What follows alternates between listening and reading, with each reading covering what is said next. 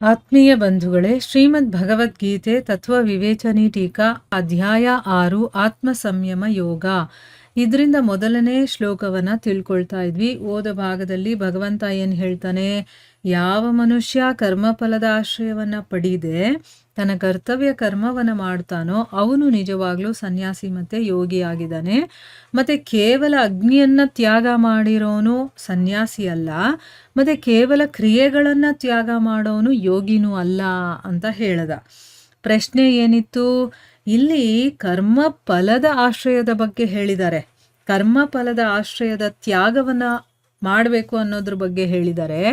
ಆದರೆ ಆಸಕ್ತಿಯ ತ್ಯಾಗದ ವಿಷಯವಾಗಿ ಇಲ್ಲೇನು ಹೇಳಿಲ್ವಲ್ಲ, ಕಾರಣ ಏನು ಅಂತ ಪ್ರಶ್ನೆ ಇತ್ತು. ಉತ್ತರ ಏನು, ಮನುಷ್ಯ ಭೋಗಗಳಲ್ಲಿ ಅಥವಾ ಕರ್ಮಗಳಲ್ಲಿ ಆಸಕ್ತಿ ಇರುವಂತಹ ಕರ್ಮಫಲದ ಆಶ್ರಯವನ್ನ ಕಂಪ್ಲೀಟ್ ಆಗಿ ತ್ಯಾಗ ಮಾಡೋದಕ್ಕೆ ಸಾಧ್ಯನೇ ಇಲ್ಲ. ಆಸಕ್ತಿ ಇದ್ದ ಮೇಲೆ ಸ್ವಾಭಾವಿಕವಾಗಿ ಕರ್ಮಫಲದ ಕಾಮನೆ ಅನ್ನೋದು ಇರುತ್ತೆ. ಅದಕ್ಕೋಸ್ಕರನೇ ಕರ್ಮಫಲದ ಆಶ್ರಯದ ತ್ಯಾಗ ಇರೋವನಲ್ಲಿ ಆಸಕ್ತಿಯ ತ್ಯಾಗ ಕೂಡ ಇರುತ್ತೆ ಅಂತ ತಿಳ್ಕೊಬೇಕು. ಕರ್ಮ ಫಲನೇ ಅವನು ಇಷ್ಟಪಡಲ್ಲ, ಬಿಟ್ಟಿರ್ತಾನೆ ಅಂದಮೇಲೆ ಅವನಲ್ಲಿ ಆಸಕ್ತಿನೂ ಇರೋದಿಲ್ಲ ಅನ್ನೋದನ್ನ ನಾವು ತಿಳ್ಕೊಬೇಕು ಅನ್ನೋ ವಿಷಯವನ್ನ ಓದ ಭಾಗದಲ್ಲಿ ತಿಳ್ಕೊಂಡಿದ್ವಿ.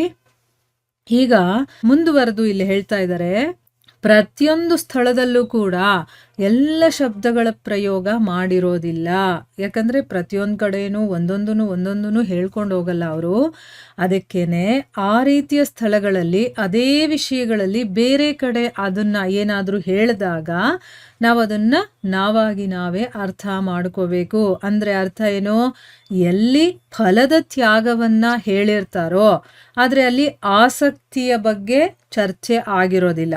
ಅಲ್ಲಿ ಬರೀ ಫಲದ ತ್ಯಾಗವನ್ನ ಮಾಡಬೇಕು ಅಂತ ಹೇಳಿರ್ತಾರೆ, ಆದರೆ ಅಲ್ಲಿ ಆಸಕ್ತಿಯ ತ್ಯಾಗದ ಬಗ್ಗೆ ಹೇಳಿಲ್ಲ ಅಂತಂದ್ರು ಅದನ್ನ ನಾವು ಆಸಕ್ತಿಯ ತ್ಯಾಗವನ್ನೂ ಮಾಡಬೇಕು ಅಂತ ತಿಳ್ಕೋಬೇಕು ಅಂತ ಇಲ್ಲಿ ಹೇಳ್ತಾ ಇರೋದು.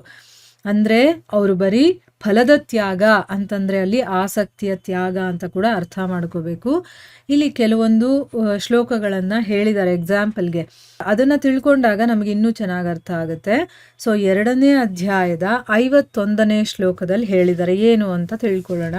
2ನೇ ಅಧ್ಯಾಯದ 51ನೇ ಶ್ಲೋಕ ಕರ್ಮಜಂ ಬುದ್ಧಿಯುಕ್ತಾಹಿ ಅಂತ ಬರುತ್ತಲ್ಲ, ಅದು ಅಲ್ಲೇನು ಹೇಳಿದ್ದಾರೆ, ಸಮಬುದ್ಧಿಯಿಂದ ಯುಕ್ತರಾದಂತಹ ಜ್ಞಾನಿಗಳು ಅಂದ್ರೆ ಎಲ್ಲವನ್ನ ಸಮಾನವಾಗಿ ನೋಡುವಂತಹ ಜ್ಞಾನಿಗಳು ಕರ್ಮಗಳಿಂದ ಉಂಟಾಗುವಂತ ಫಲವನ್ನ ತ್ಯಾಗ ಮಾಡಿ ಜನ್ಮರೂಪಿ ಬಂಧನದಿಂದ ಮುಕ್ತರಾಗಿ ನಿರ್ವಿಕಾರ ಪರಮಪದವನ್ನ ಪಡಿತಾರೆ. ಅಂದ್ರೆ ಇಲ್ಲಿ ಕರ್ಮ ಫಲವನ್ನ ತ್ಯಾಗ ಮಾಡಿ ಅಂದಾಗ ಅಲ್ಲಿ ಆಸಕ್ತಿಯನ್ನು ತ್ಯಾಗ ಮಾಡಿ ಅಂತ ನಾವು ಅರ್ಥ ಮಾಡ್ಕೋಬೇಕು. ಕರ್ಮಫಲ ಮಾತ್ರ ಅಂತಲ್ಲ, ಆಸಕ್ತಿನೂ ಅದರಲ್ಲಿದೆ ಅಂತ ಅರ್ಥ ಮಾಡ್ಕೋಬೇಕು. ಯಾಕೆಂದ್ರೆ ಫಲಾಸಕ್ತಿನೇ ಇಲ್ಲ ಅಂತಂದ್ಮೇಲೆ ಅವನಿಗೆ ಆಸಕ್ತಿ ಇಲ್ಲ ಅಂತಾನೆ ಅರ್ಥ. ಇನ್ನೊಂದು ಯಾವುದು ಅಂತಂದ್ರೆ 18ನೇ ಅಧ್ಯಾಯದ 11ನೇ ಶ್ಲೋಕದಲ್ಲಿ ಭಗವಂತ ಹೇಳಿದಾನೆ. ಏನು ಹೇಳ್ತಾನೆ, ಯಾವುದು ಆ ಶ್ಲೋಕ ಅಂದ್ರೆ, ನಹಿ ದೇಹ ಬೃಥಾ ಶಕ್ಯಂ ಅಂತ ಬರುತ್ತಲ್ಲ, ಅದು ಶರೀರಧಾರಿಯಾದ ಯಾವುದೇ ಮನುಷ್ಯನ ಮೂಲಕ ಸಂಪೂರ್ಣವಾಗಿ ಕರ್ಮಗಳನ್ನೆಲ್ಲ ತ್ಯಾಗ ಮಾಡೋದು ಸಾಧ್ಯನೇ ಆಗೋದಿಲ್ಲ. ಅದಕ್ಕೋಸ್ಕರನೇ ಯಾರು ಕರ್ಮ ಫಲ ತ್ಯಾಗಿ ಆಗಿದಾನೋ ಅವನೇ ತ್ಯಾಗಿ. ಇಲ್ಲಿ ಕರ್ಮ ಫಲ ತ್ಯಾಗಿ ಅಂತ ಹೇಳಿದಾರಲ್ವಾ, ಅಲ್ಲಿ ಆಸಕ್ತಿಯ ತ್ಯಾಗ ಅಂತನೂ ಕೂಡ ತಿಳ್ಕೋಬೇಕು. ಕರ್ಮ ಫಲ ತ್ಯಾಗ ಅಂದಾಗ ಆಸಕ್ತಿಯನ್ನು ಬಿಟ್ಟಿದ್ದಾನೆ ಅಂತಾನೆ ನಾವು ಅರ್ಥ ಮಾಡ್ಕೋಬೇಕು ಅಂತ ಹೇಳ್ತಾ ಇರೋದು. ಇದೇ ರೀತಿ ಎಲ್ಲಿ ಆಸಕ್ತಿಯ ತ್ಯಾಗವನ್ನ ಹೇಳಿ ಫಲತ್ಯಾಗದ ಬಗ್ಗೆ ಹೇಳಿರೋದಿಲ್ವೋ ಅಲ್ಲಿ ನಾವು ಫಲತ್ಯಾಗ ಅಂತ ಕೂಡ ತಿಳ್ಕೋಬೇಕು ಅಂತ ಹೇಳಿದ್ದಾರೆ.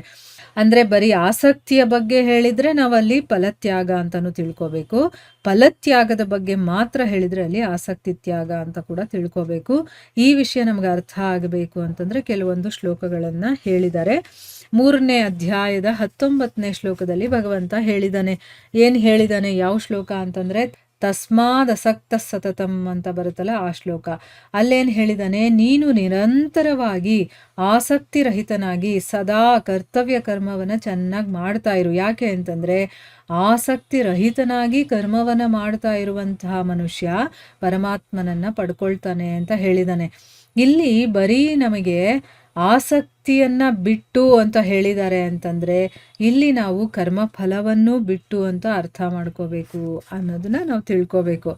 ಇನ್ನು 6ನೇ ಅಧ್ಯಾಯದ 4ನೇ ಶ್ಲೋಕದಲ್ಲಿ ಕೂಡ ಹೇಳಿದಾನೆ, ಯಾವುದು ಆ ಶ್ಲೋಕ ಅಂತಂದ್ರೆ ಯದಾಹಿ ನೇಂದ್ರಿಯಾರ್ಥೇಶು. ಈ ಶ್ಲೋಕ ಅದರ ಅರ್ಥ ಏನು ಅಂತಂದ್ರೆ, ಯಾವ ಸಮಯದಲ್ಲಿ ಇಂದ್ರಿಯ ಭೋಗಗಳಲ್ಲಿ ಮತ್ತೆ ಕರ್ಮಗಳಲ್ಲೂ ಕೂಡ ಆಸಕ್ತನಾಗೋದಿಲ್ವೋ ಆಗ ಎಲ್ಲ ಸಂಕಲ್ಪಗಳನ್ನು ತ್ಯಾಗ ಮಾಡಿದಂತಹ ಮನುಷ್ಯನನ್ನ ಯೋಗಾರೂಢ ಅಂತ ಹೇಳ್ತಾರೆ.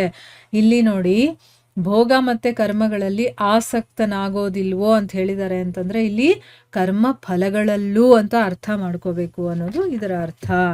ಈಗ ನಮ್ಗೆ ಅರ್ಥ ಆಯ್ತಲ್ವಾ ಯಾಕೆ ಇಲ್ಲಿ ಕರ್ಮಫಲದ ಆಶ್ರಯದ ತ್ಯಾಗವನ್ನ ಮಾತ್ರ ಹೇಳಿದರೆ, ಆಸಕ್ತಿ ತ್ಯಾಗದ ಬಗ್ಗೆ ಹೇಳಿಲ್ಲ ಅಂತಂದ್ರೆ ಒಂದನ್ನು ಹೇಳಿದಾಗ ಎರಡೂ ಅಂತ ಅರ್ಥ ಮಾಡ್ಕೋಬೇಕು ಅನ್ನೋದು ನಮಗೀಗ ಅರ್ಥ ಆಗಿದೆ ಅಲ್ವಾ. ಇಲ್ಲಿಗೆ ನಾವು ನಿಲ್ಲಿಸೋಣ. ಹರೇ ಕೃಷ್ಣ.